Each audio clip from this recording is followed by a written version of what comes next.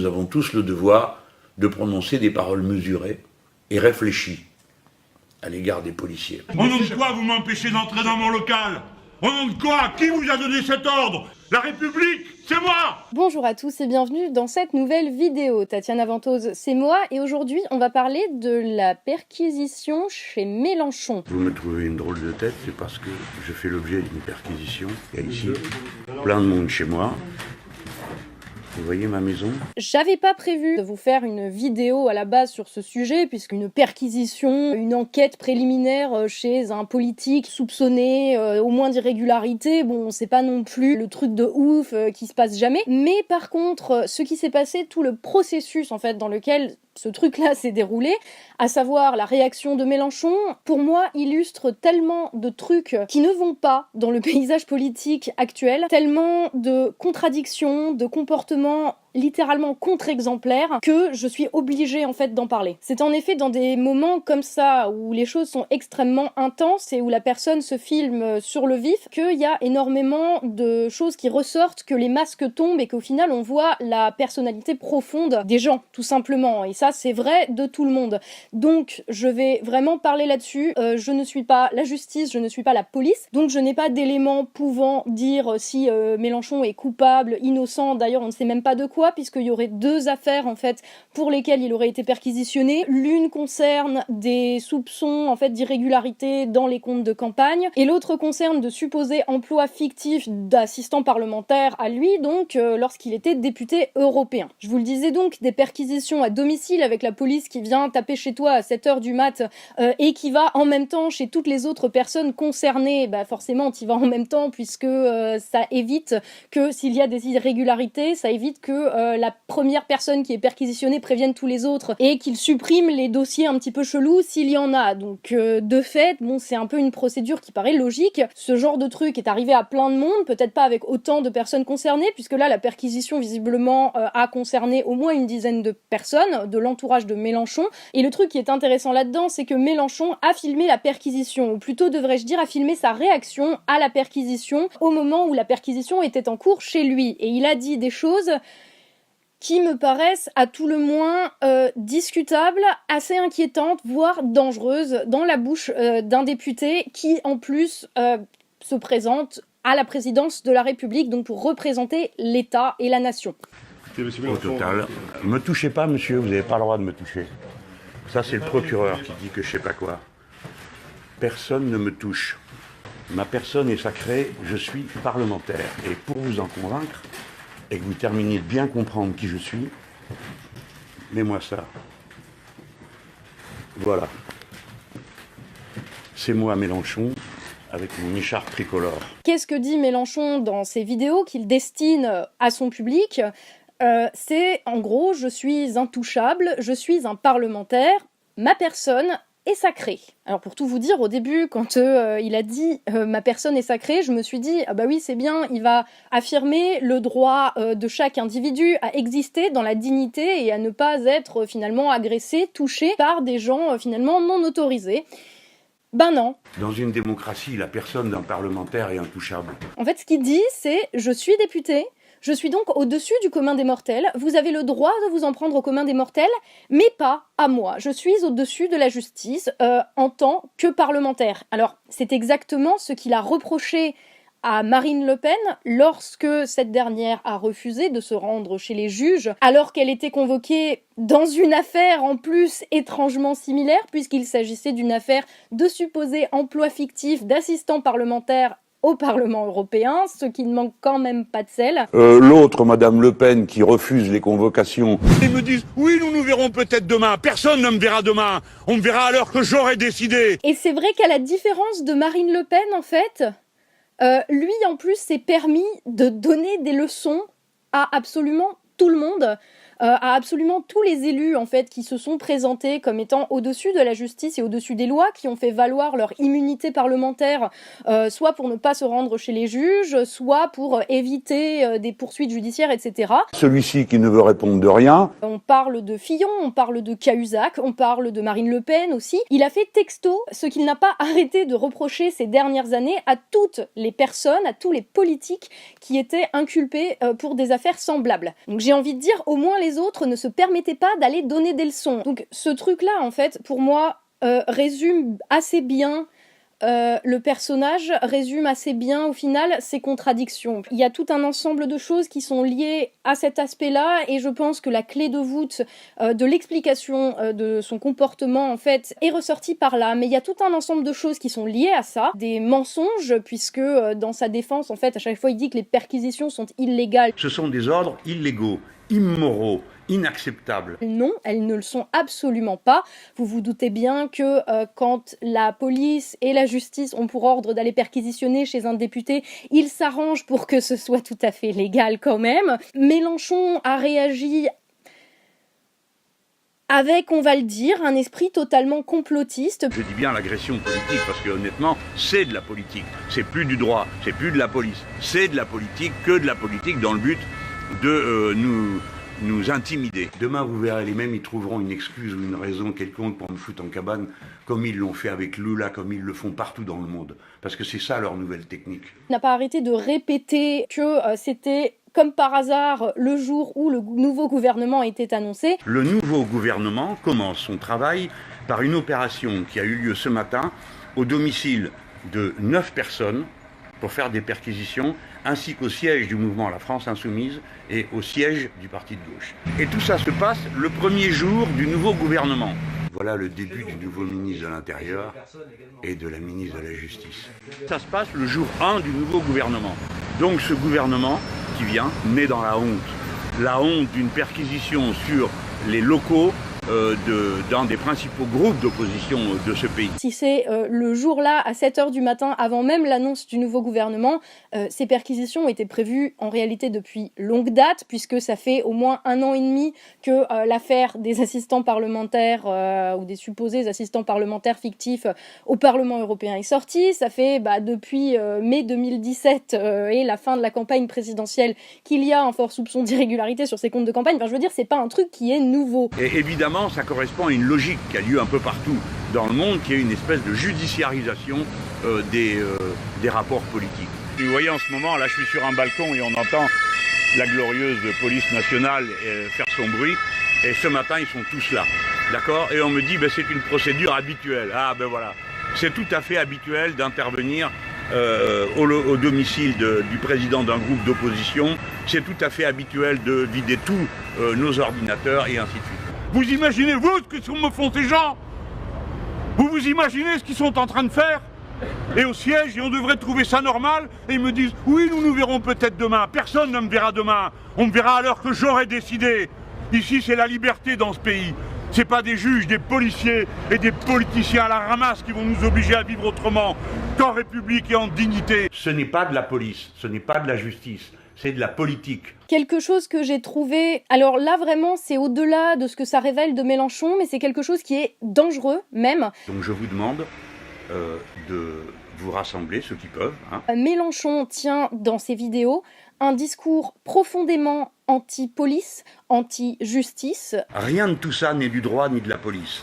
Et appelle carrément à l'émeute, au désordre, à la désobéissance de ces militants face aux forces de police qui, pour le coup, font leur travail. Je demande à tous mes amis d'occuper ces sièges, de ne pas se laisser faire, de ne pas se laisser intimider. Pour le coup, c'est un discours qui va à l'encontre de ce qu'il passe son temps à dire, qu'il est profondément républicain. Je suis profondément républicain et j'entends ce que disent les policiers.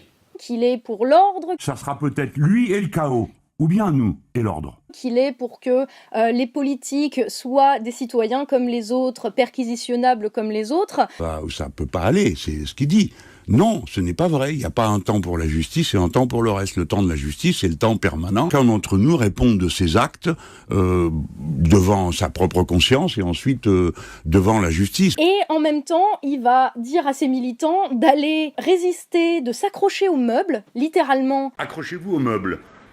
et résistez de toutes les manières possibles. N'obéissez pas. Au siège de la France Insoumise et au siège du parti de gauche qui était aussi perquisitionné, puisque forcément lié à Mélenchon. Et ça, non seulement c'est un discours qui est profondément anti-républicain, puisque c'est quand ça concerne les autres, ok, mais quand ça me concerne moi, c'est forcément un complot, etc. On va y revenir à ce sujet. Mais en plus, ça peut potentiellement mettre des gens en danger très clairement. Là où Mélenchon, et il le fait savoir assez en boucle, est protégé par une certaine immunité parlementaire, donc peut se permettre un certain nombre de choses à l'égard des forces de l'ordre. Soyez le plus nombreux possible devant le siège de la France Insoumise, 43 rue de Dunkerque, et on va bien voir si ces gens-là vont me tenir tête longtemps. Je vous garantis que le siège sera libéré sitôt que j'arrive. Un citoyen lambda, en fait, ne peut pas faire ça parce qu'il n'est pas protégé justement par un statut de parlementaire. Et alors c'est vraiment cette contradiction-là qui ressort en fait de ces déclarations, de ces vidéos qui sont pourtant mises en scène par lui. C'est là pour le coup, c'est pas des images qui ont été filmées en loose day comme il se plaint souvent que on le filme au moment où il faut pas, etc.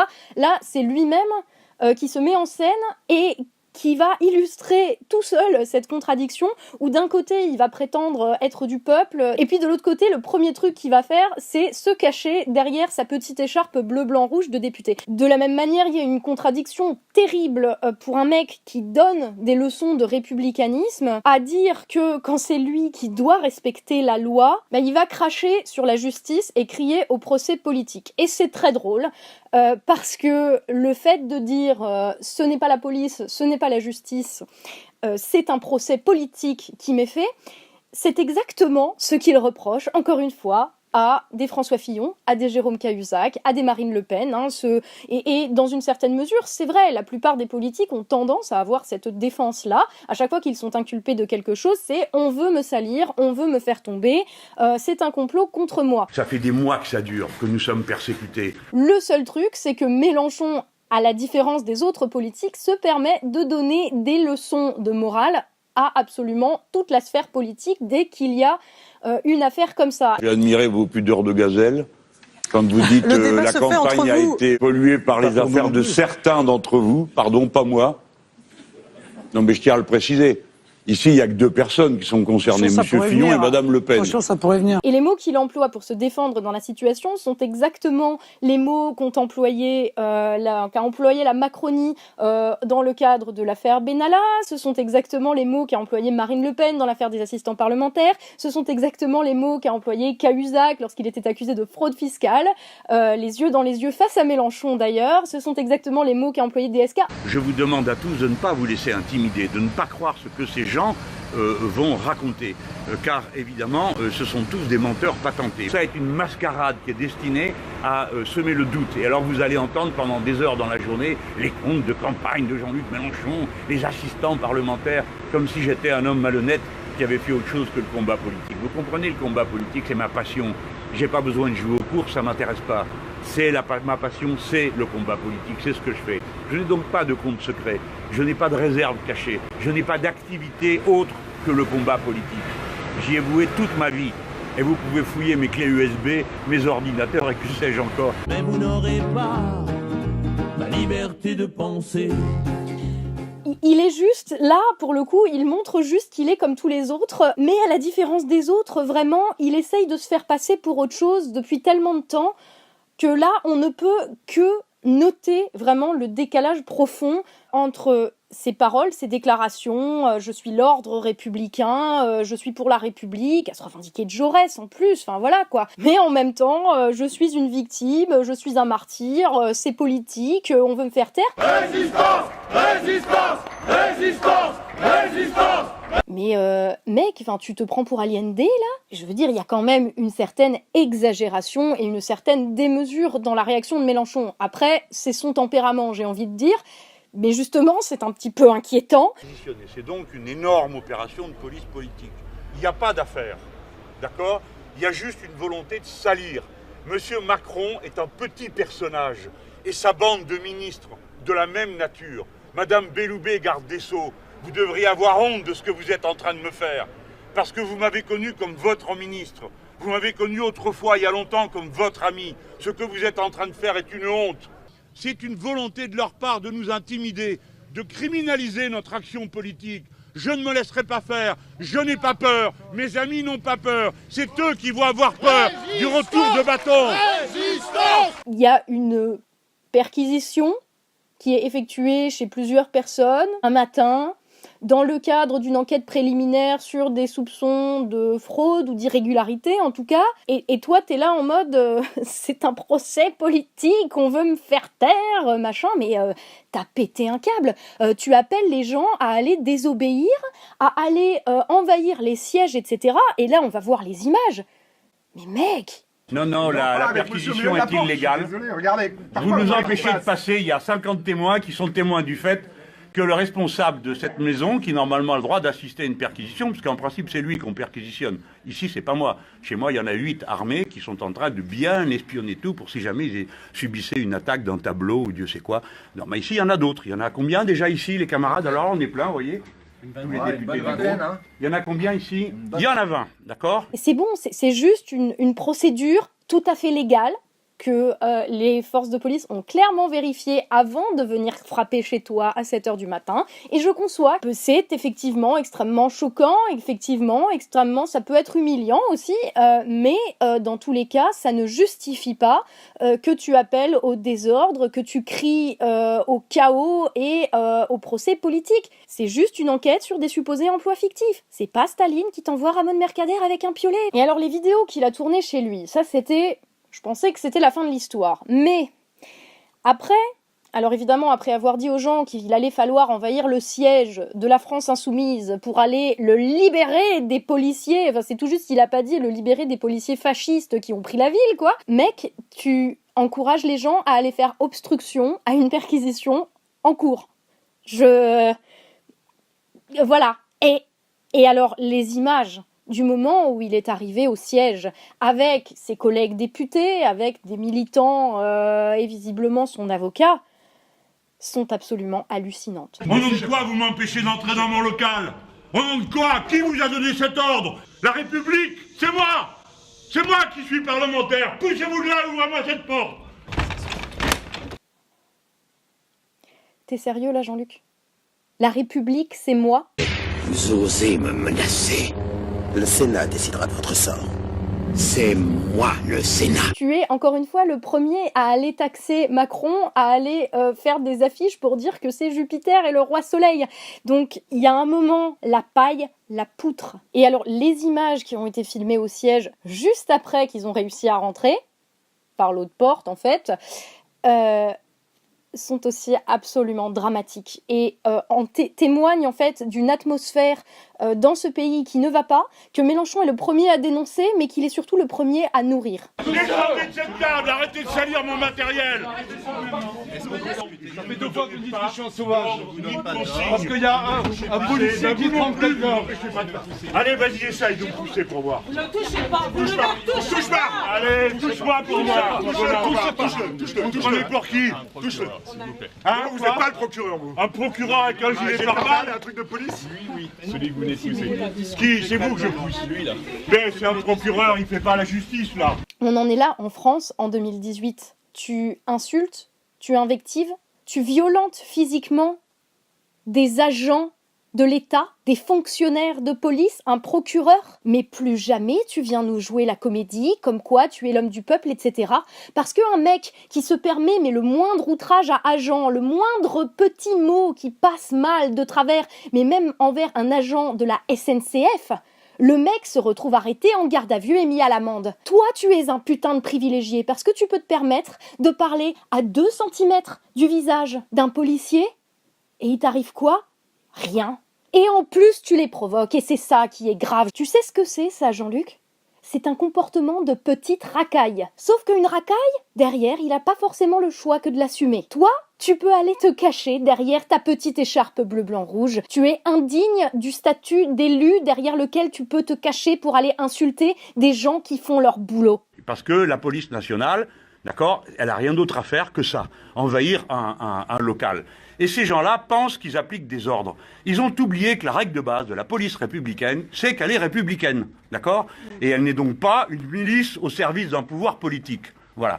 Et là, ils se comportent d'une manière qui est tout à fait inacceptable. D'abord, ils sont grossiers, ils sont violents, d'accord? Et ils nous maltraitent. Et en plus, derrière, ils reprochent aux fonctionnaires de l'État un comportement que eux-mêmes n'ont pas eu, parce qu'ils savent très bien qu'ils n'ont pas le droit de le toucher, en vertu de son immunité parlementaire. En vertu, ça me rappelle le titre de ton livre. Mais par contre, c'est un comportement que toi, Jean-Luc, dans toute ta vertu républicaine, tu te permets d'avoir avec tes copains. Qu'est-ce que tu faisais là ? Tu n'attendais que ça, la bavure, pour pouvoir te dépeindre comme un martyr, parce que c'est tout ce qui te reste, politiquement, comme à Marine Le Pen. Regardez, on dérange, on est des victimes. Le mec, il provoque en espérant que le gars en face, dont c'est le boulot d'aller faire des perquisitions et de gérer des gens un petit peu instables, on va dire, en espérant que le mec va perdre son sang-froid, qu'il y aura une bavure. Prenez des photos, prenez des photos. Vous calmez, monsieur. Vous êtes violent. Vous l'avez étranglé. Monsieur, ça fait 2 fois que je vous le dis. Non, mais je le dis signaler. Eh, je suis député, Morgane. Monsieur, vous n'allez pas toucher comme ça. Vous n'allez pas toucher comme ça, monsieur. Je suis député, d'accord. Ça fait 2 fois que vous le dis. Vous allez arrêter, c'est longtemps. Vous allez arrêter, c'est longtemps. Non, pas avec vous. Tu te rends compte de la disproportion de ce comportement quand on provoque les policiers et qu'on invite les gens à la violence en appelant à l'émeute tout en se sachant soi-même bien protégé par une petite écharpe de député. Moi j'ai un mot pour ça. Ça s'appelle la lâcheté. Et c'est abject, même vis-à-vis des gens qui te suivent. Mais de toute façon que tu es un lâche, Jean-Luc, ça on le savait déjà, puisqu'il suffisait d'aller voir les images de toi rencontrant Macron et n'assumant pas tes propos. Il y a eu des mots très forts quand même tout à l'heure sur la xénophobie. Monsieur Mélenchon, c'est le mot que vous avez employé, il me semble. Vous avez dit que c'est le plus grand xénophobe qu'on ait, Emmanuel Macron. Non. Non, vous l'avez dit. Vous l'avez dit. Non, ça m'étonnerait. Moi, Ah, il l'a dit. Vous pouvez pas le croire. Non. Peut-être une légère exagération. Un contre-humaniste, vous avez dit. Non, mais vous avez été content, alors elle vous a dit qu'elle lâche l'affaire ou pas? C'est marrant, hein, mais tu montres quand même pas le même respect à tout le monde. Quand c'est Jean Prolo, quand c'est un flic, quand c'est un pauvre petit journaliste en face de toi, là, tu te prives pas de les invectiver et de laisser libre cours à ta colère. Oui, tu es un lâche. Droite-gauche mélangée, vous ne respectez pas. Attention, vous savez alors... Bien attention, on arrive à un point de rupture. On arrive à un point de rupture. Non, monsieur Mélenchon, ça ne pas. Et voilà. Pendant 2 heures que je vais rien te dire. Pourquoi tu me parles comme ça? Pourquoi on vous respecte pas? J'use ma vie à vous défendre. J'use ma vie. Alors va voir les mecs de droite, c'est eux qui vous ont mis dans la merde. C'est le PS qui vous a mis dans la merde. Un putain de lâche qui se prend pour une grande figure révolutionnaire de l'histoire de France. T'es juste un bouffon. Alors je suis désolée, hein, mais ce manque de respect, cette provocation, cet abus de pouvoir, ce culte du chef, il y a tout. Il y a tout ce dont tu te plains en permanence qu'on te reproche. Et ben là, j'ai envie de dire, vu les vidéos qui sont sorties, il n'y avait pas de fumée sans feu. Là, on a tous vu ce que tu étais et ce que tu serais si jamais tu avais été au pouvoir. Vous imaginez ce mec-là discuter avec Donald Trump ? Je donne à peu près 3/4 de seconde avant qu'il y ait une guerre nucléaire. Hein. Même si, comme il le prétend, et comme les membres de la France insoumise, d'ailleurs en plus ont le droit de le dire, hein, et c'est tout à fait possible, que ce soit un procès politique. C'est tout à fait possible que ce soit un truc qu'ils ont sorti juste pour le salir, etc. Mais alors si c'est le cas, et que le but est simplement de le discréditer, Mélenchon a réagi exactement comme il ne fallait pas réagir dans cette situation, parce que là c'est lui qui passe pour un con, pour un violent, pour un menteur, pour un hypocrite, pour un mec qui se cache derrière son statut de privilégié. En fait, le pouvoir a juste pas besoin de le discréditer, hein. Il le fait tout seul comme un grand, là. Il y a même pas besoin de lui faire un procès politique, en fait. Ils ont appuyé, ils ont fait ça, là, t'as juste un petit poke, là, et hop. Et d'ailleurs, c'est un petit peu les trucs qu'on reproche à Mélenchon souvent, c'est qu'il démarre au quart de tour. Et là, pour le coup, c'est même pas au quart, là, c'est au 8e peut-être. Et encore une fois, le problème là-dedans, c'est que toujours le mec se prétend autre chose que ça, se prétend autre chose que finalement un personnage dans cette espèce de mauvaise comédie qui est en train de devenir le paysage politique français actuel. Parce que je suis désolée, mais ils en sont tous à des niveaux comme ça. Franchement, à la fois c'est grotesque, et à la fois c'est extrêmement inquiétant sur ce qu'est en train de devenir notre paysage politique, sur ce qu'est en train de devenir la France, à partir du moment où des députés se permettent comme ça d'aller invectiver les fonctionnaires de l'État, appeler au désordre et derrière prétendre « je suis l'ordre contre le chaos de Macron ». Macron c'est peut-être le chaos, mais en fait le chaos c'est la vie politique française à l'heure actuelle. et Mélenchon en fait carrément partie. Alors oui, il y a besoin de retrouver un minimum d'ordre dans ce bordel, mais c'est certainement pas Mélenchon qui va l'amener, et je ne vois pas qui l'a à l'heure actuelle. Je vois déjà d'ici tous les gens de l'AFI qui s'étaient pas encore désabonnés se désabonner, venir m'insulter dans les commentaires en me disant que de toute façon ce n'est pas l'homme Mélenchon qui est important, mais le programme. Ben en fait, quand un programme, aussi parfait soit-il à vos yeux, quand l'homme qui défend ce programme, c'est ce mec-là. La République, c'est moi! L'homme qui défend le programme est important. Dire qu'il n'y a que le programme et les idées qui comptent. Ça, c'est vrai quand il s'agit de fonctionnaires, d'exécutants chargés d'appliquer la loi, pas quand il s'agit d'un représentant, justement. C'est la fonction du représentant, il doit représenter, il doit être exemplaire, et il doit être d'autant plus exemplaire quand il se permet de donner des leçons de maintien et de morale à tout le monde dans le paysage. Et il doit être exemplaire aussi au sens où un représentant doit être capable, s'il est vraiment au-dessus du commun des mortels, il doit être capable de garder la tête froide et de pas se comporter comme la première des racailles qui passe pour insulter les agents de police. Nous avons tous le devoir de prononcer des paroles mesurées et réfléchies à l'égard des policiers. J'espère que cette vidéo vous a plu, surtout aux insoumis. Non, blague à part, je suis vraiment désolée pour vous si vous êtes militant de la France insoumise et que cet épisode vous a choqué, traumatisé. Je sais ce que c'est d'être déçu par une personne en laquelle on croyait pour porter des idées. Je sais ce que c'est d'être déçu et désillusionné par Mélenchon notamment. Donc voilà, je ne peux que compatir avec vous et ce n'est pas après vous que j'en ai. Ce n'est jamais après les électeurs de quiconque en fait que j'en ai. Ce que je dénonce en fait dans mes vidéos, c'est justement cette espèce de farce tragicomique, cette espèce de spectacle qui est devenu la politique française. Donc si certains veulent venir m'insulter parce que j'ai dit du mal de leur leader, ben allez-y. J'ai l'habitude, mais le message, je le sais, sera entendu. Donc je compatis très sincèrement avec vous qui découvrez en fait le visage de ce mec-là, le vrai visage profond de ce mec-là. Voilà. Je vous dis à très bientôt. La vidéo du coup qui était censée sortir aujourd'hui sur le vote au Parlement européen de la loi sur le copyright et l'article 13 notamment, ça arrive très vite. Je vous dis merci à tous ceux qui ont écouté déjà cette vidéo jusqu'au bout, merci à tous ceux qui me suivent, merci à tous ceux qui mettent des commentaires, merci à tous ceux qui partagent, merci aux tipeurs qui me permettent aussi de faire ce boulot bien entendu.